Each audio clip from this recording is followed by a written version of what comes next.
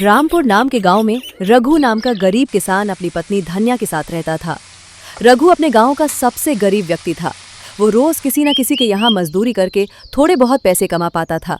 जितनी आमदनी होती उसी से दोनों का गुजारा मुश्किल से चलता था। रघु के पास रहने के लिए एक पक्का घर भी नहीं था। वो एक पुराना मिट्टी का बना कच्चा घर था। उसके पास इतने पैसे भी नहीं थे कि वो घर की मरम्मत करवा सके, इसलिए कभी कभी वो खुद ही मिट्टी लाकर लीप पोत करता था। गरीबी की वजह से गांव वाले उसके पहनावे और हालत को देखकर उसे तिरस्कार की नज़र से देखते थे। गांव में जो नदी थी जहां से सब पानी भरते थे, अगर रघु या धन्या वहां पानी लेने जाते तो लोग उन्हें ताने मारते और भगा देते।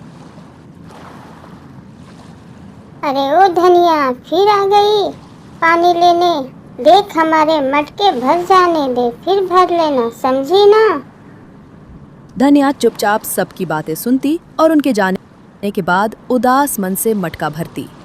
घर जाकर वो रघु से कहती,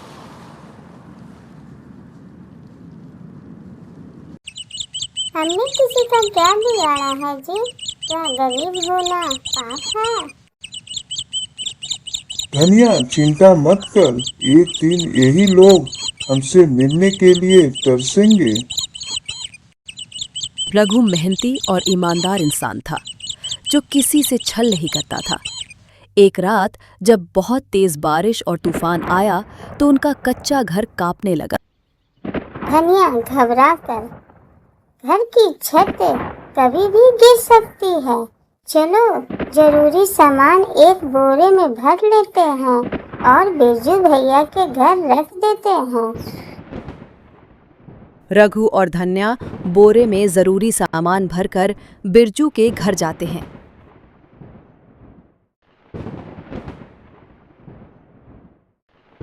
भैया भैया, दरवाजा खोलो, कुछ जरूरी बात है।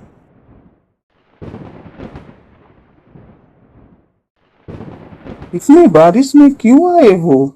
जाओ यहाँ से, मेरी पत्नी नाराज हो जाएगी। बिरजू दरवाजा बंद कर देता है। रघु और धन्या निराश होकर घर लौट आते हैं।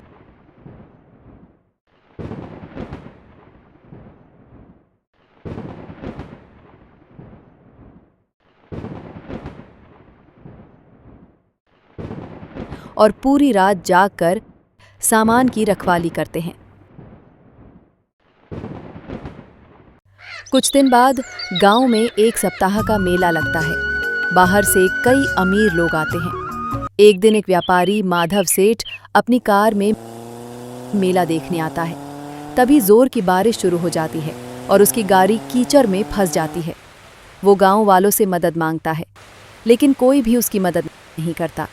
हमें नहीं फुर्सत है बारिश में धक्का लगाने की, खुद ही देख लो भाई।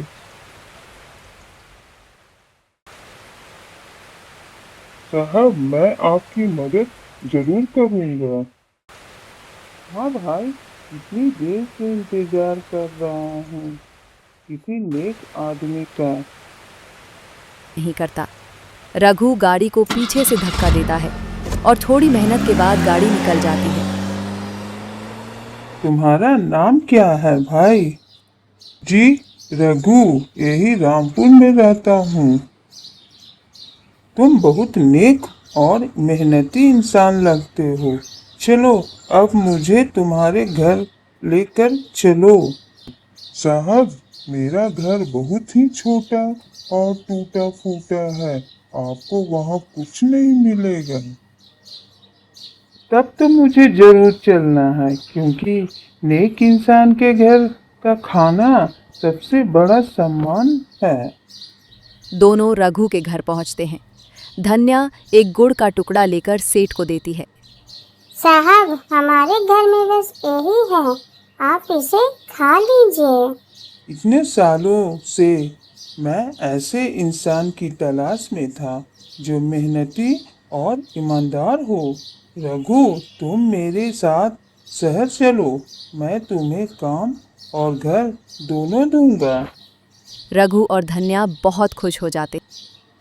कुछ दिन बाद माधव सेठ दोबारा आता है और उन्हें अपने साथ शहर ले जाता है। अब रघु का जीवन बदल जाता है। वो शहर में एक अच्छा घर पाता है और माधव सेठ के साथ काम करने लगता है। अब रघु बहुत पैसे कमाने लगता है। गांव वाले जो कभी उसे तिरस्कार करते थे अब शहर आकर उससे मिलने लगते हैं। यहाँ तक कि बिरजू भी अब उसे भैया भैया कहकर बुलाने लगा। ईमानदार